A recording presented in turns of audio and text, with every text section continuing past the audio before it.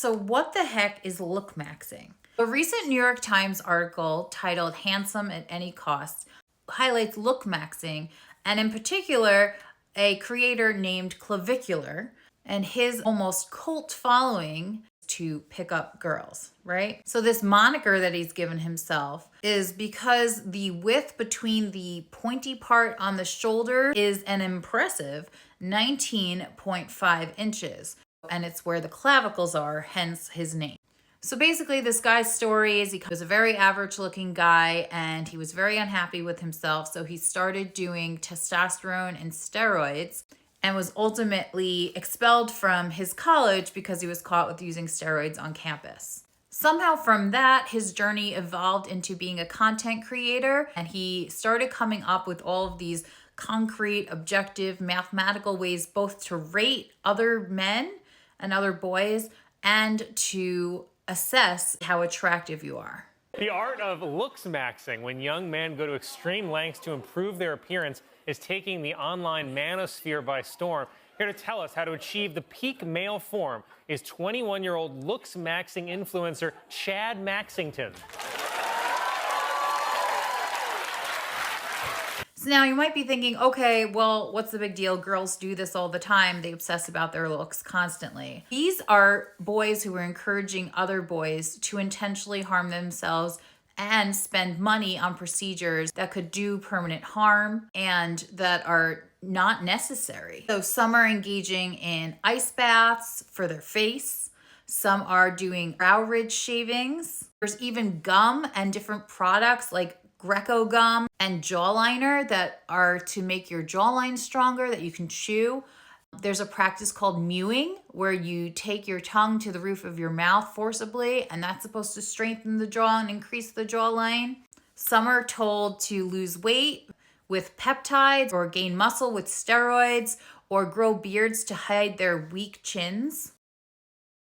And then, of course, there's bone smashing, which is really what it sounds like, where you're taking either a hammer or a hard object or even an intense massage gun and holding it up to your jaw or smashing your jaw with it, like physically intending to do harm and break the bone and cause injury so that when it regrows, it'll grow better. My jawline literally goes from my ear to my ass crack. I'm chiseled as hell, literally chiseled.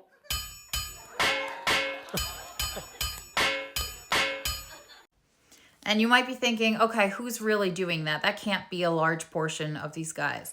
And you'd be wrong, because there are millions of people following these videos. Whether they're followers or critics, nonetheless, this has gotten so much attention for both bone smashing and mewing.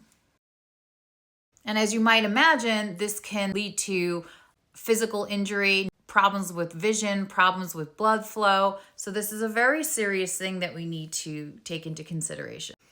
And on top of that, recently, some of the more prominent looksmaxxers have been promoting using crystal to lose weight, especially within their face and to further define their jaw. And so they've been advocating for people to use this substance. And it's very nonchalant, painted in a very positive light. And the other part that's so dangerous is how addicting it is. Because even this guy, Clavicular, he has significantly changed his appearance to the point where he much more so resembles the traditional attractive white male. And as he states, can essentially sleep with almost any female he wants, or slaymaxing as he calls it. But it's not even about that anymore. Now that he's achieved that, he wants more. He wants to surgically lengthen his legs, even though he's already 6'2", I think. He wants to have jaw surgery. He wants to get a nose job. And he even admits it's not just about getting the girls anymore. In fact, he reportedly stated knowing that he could have sex with women at this point was more important than actually doing it. It wasn't so much about having the sex and having the physical pleasure or connection from that. It was knowing that he had something above other men and above these women, and he could hold some kind of power over them.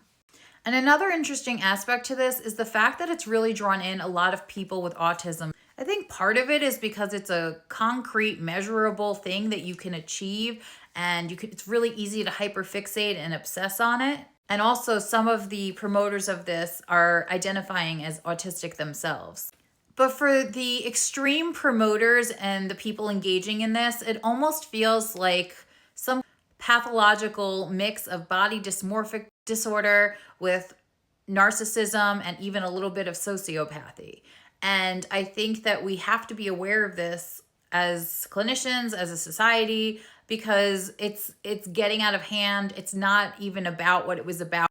And the other concern too is the people who are told that they're ugly, that they have low ratings, that they are subhuman, they have no value. These people are being told to essentially end themselves and how to do it. And they're agreeing with that. They're saying, I'm a 2 out of 10. There's nothing I can do. My face is beyond repair. My angles are too off. My measurements are too poor. It's not a fixable problem. I might as well just not be here anymore.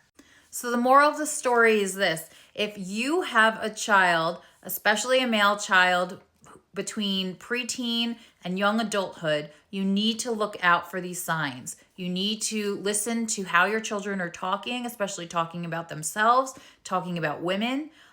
Any supplements or any drugs or items that they have hidden in the house, sudden changes in their body presentation, in their weight, bruises or marks on their face, if they seem to be obsessing on forums or parts of the internet that you're not familiar with. We, especially as boy moms, have such a responsibility to care for their safety, to know who they're being influenced by, teach them, the proper values, make them feel confident, and ingrain in them that what women want goes well beyond the physical specimen of what a person looks like.